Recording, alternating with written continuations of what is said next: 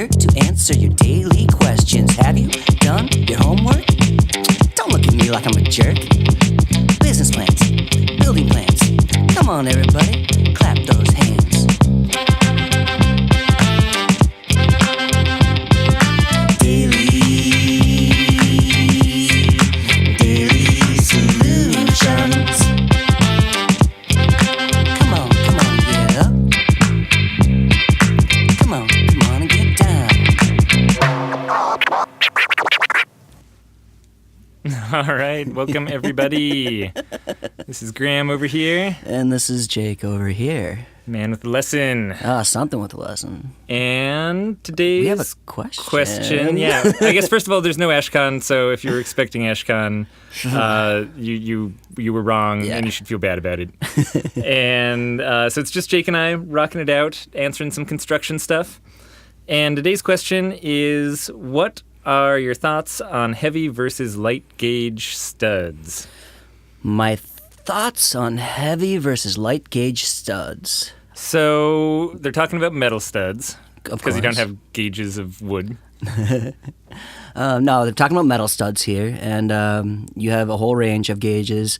You see a lot of, what do we see? A lot of 20 gauge is what we've come across as the most common. Yeah, I think especially when you're dealing with commercial construction, not residential, when, you know, like we're going to be putting some heavy sheets of drywall on our walls most commonly. So I think a lot of places 25 is the requirement, but 20 is really common. Yeah, definitely. Probably more common for what we want with our very heavy walls, like you're saying. But to get back to the question, light gauge versus heavy gauge. And so either of those would be light gauge. Right. 20, 25, that's light.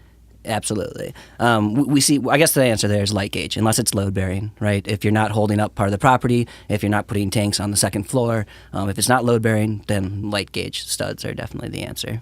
And that's pretty much the alternative to wood studs. You don't really see heavy gauge steel studs used as just an alternative to standard wood studs in framing or anything like that. You know, like light gauge is the alternative. And we like metal studs for a couple reasons. If you do end up with a moisture problem in your wall or something like that, metal stud holds up better than a wooden stud. A wooden stud's going to swell, it's going to flex, mold and mildew can go through it, whereas a metal stud is not going to suffer that sort of damage. What else do we like about them? Well, in some places they're required for some commercial places construction, so have no choice. Yep. So we love them. They don't flex with the seasons as much in general.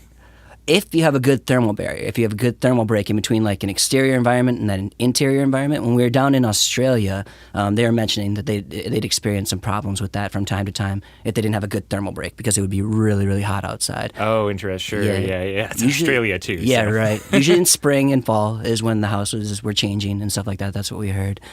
Does that mean that the metal actually expands and contracts more than the wood is going to change? It has worse thermal resistance. Yeah, that is kind of one of the downsides of metal studs. Like the thermal resistance is not as high as it is for wood. Wait, but does it like actually grow and shrink more with the thermal changes? I mean, it definitely like is affected more, but.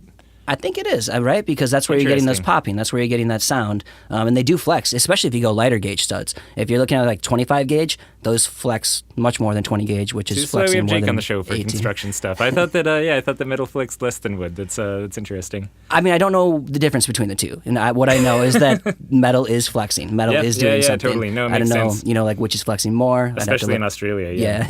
Okay, so just ignore that whole flexing. Yeah, but that's no longer a point of benefit for the metal. They don't rot like wooden ones do.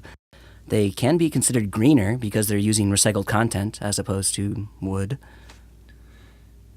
Okay, but back to the original question. So light versus heavy gauge studs. Light gauge studs, unless it's load bearing. Bing. Little extra bonus content with wood versus steel in there too. But anything else? No, great. I love good question. Yeah, great question. Bravo. Bravo. Nailed it. Encore. And if you have questions of your own, just head on over to floatanksolutions.com/podcast. We'll be there waiting. We're always waiting. Talk to you tomorrow.